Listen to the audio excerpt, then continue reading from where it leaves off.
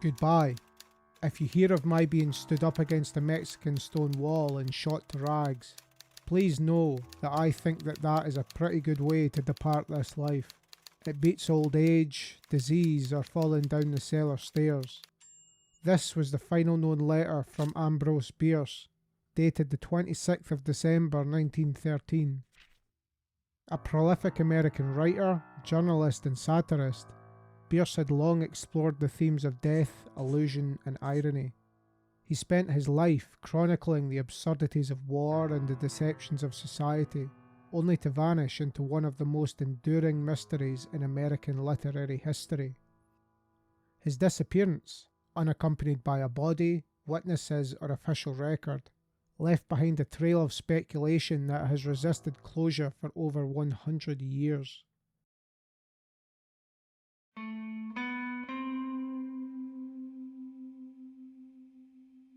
Born on the 24th of June 1842 in Meigs County, Ohio, Ambrose Bierce was the 10th of 13 children in a poor but literate family.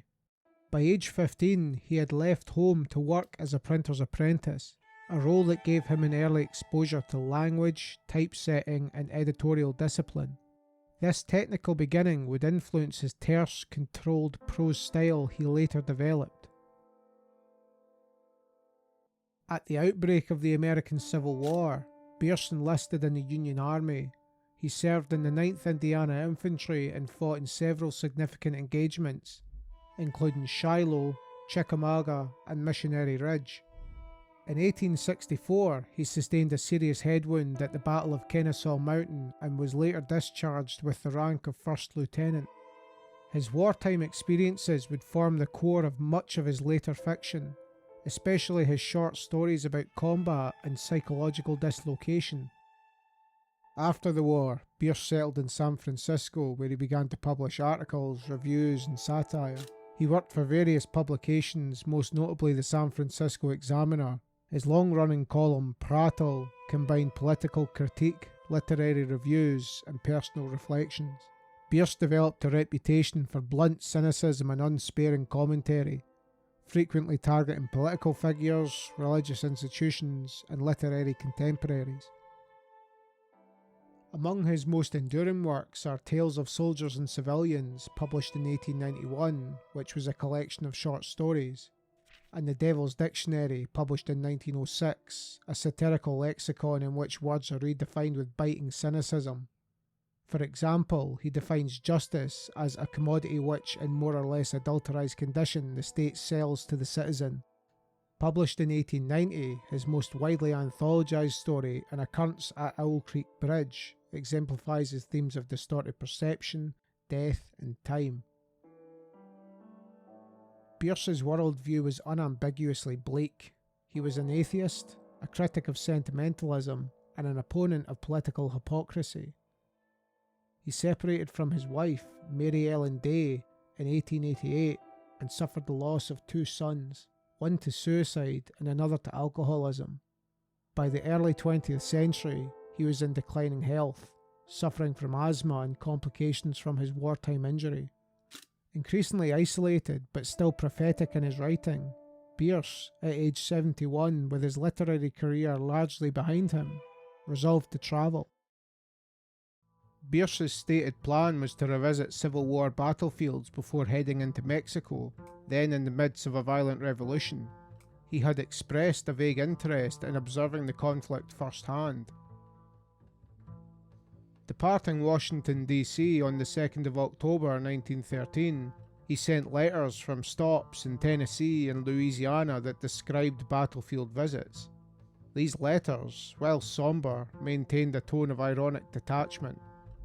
In a letter to his niece Laura from New Orleans, dated the 6th of November 1913, Bierce wrote, "I'm on the edge of things, headed for Mexico where they are having quite a revolution."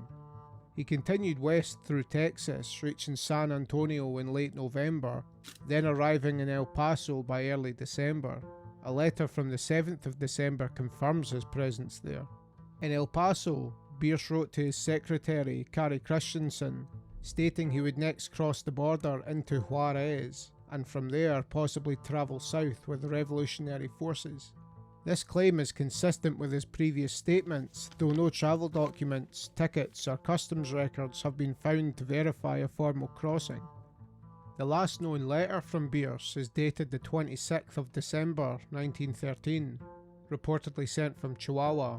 However, the original letter has never been found, only a typed copy prepared by Christensen exists. With no envelope or postmark to verify its origin, scholars remain divided on whether it confirms his presence in Chihuahua or merely aligns with the persona he cultivated. Two American consuls, Marion Letcher in Chihuahua and George Carruthers in El Paso, both later stated they had no knowledge of Bierce visiting their jurisdictions. Letcher in particular claimed never to have seen Bierce or received any communication from him. Carruthers, who had direct contact with Pancho Villa, likewise never reported Bierce's presence. Claims that Bierce joined the forces of Pancho Villa, who was then engaged in fighting federal troops, have been reported frequently but lack substantiation. No associates of Villa, nor any Mexican officials of the time, ever documented Bierce's presence. Rumours circulated that he had died during the Battle of Ojinaga sometime in January of 1914, but again, no verifiable evidence links him to that engagement. In the 1990s, James Leonard, a retired Catholic priest living in Sierra Mojada, erected a memorial gravestone for Bierce near the local cemetery. According to Leonard, town residents had long passed down accounts of an American fitting Bierce's description who had died during the revolution.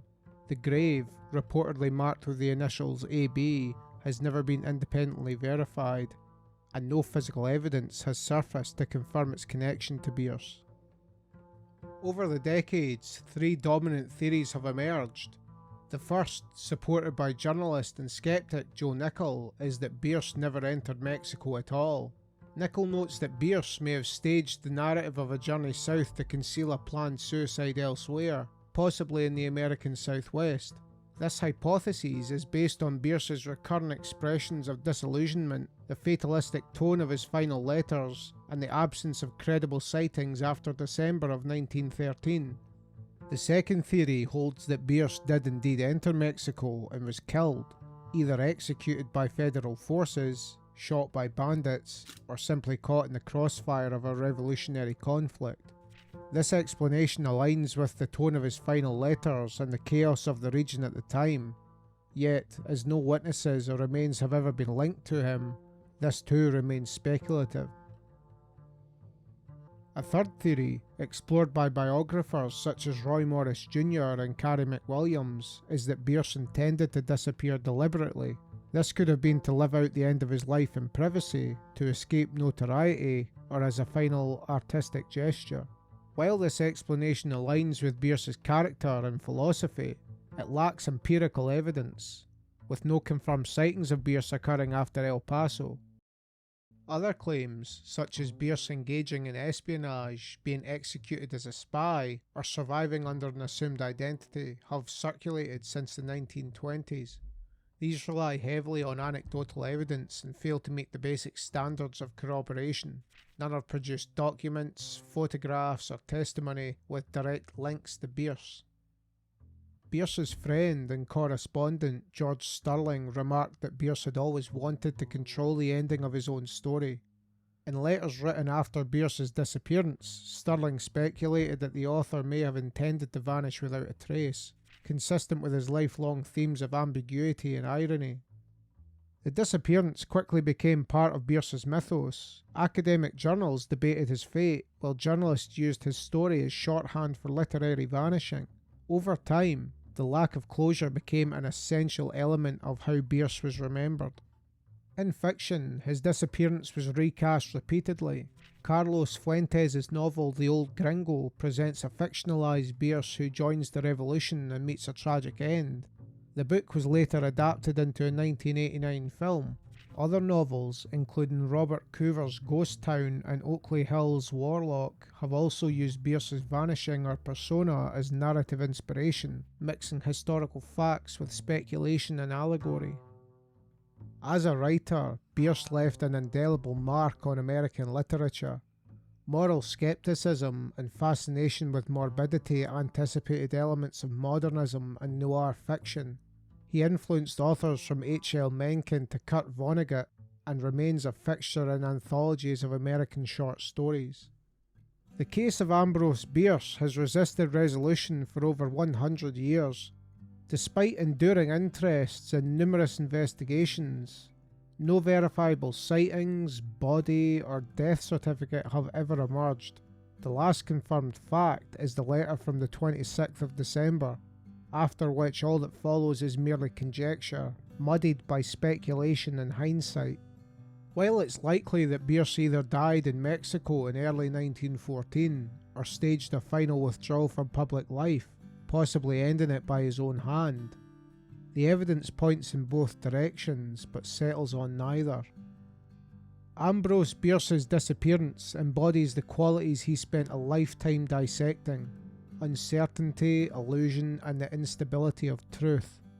His final act, whether accidental or orchestrated, blurs the lines between author and narrative. As with many of his characters, Bierce stepped out of frame at the moment his story demanded resolution, and in doing so, he left not a conclusion, but yet another question.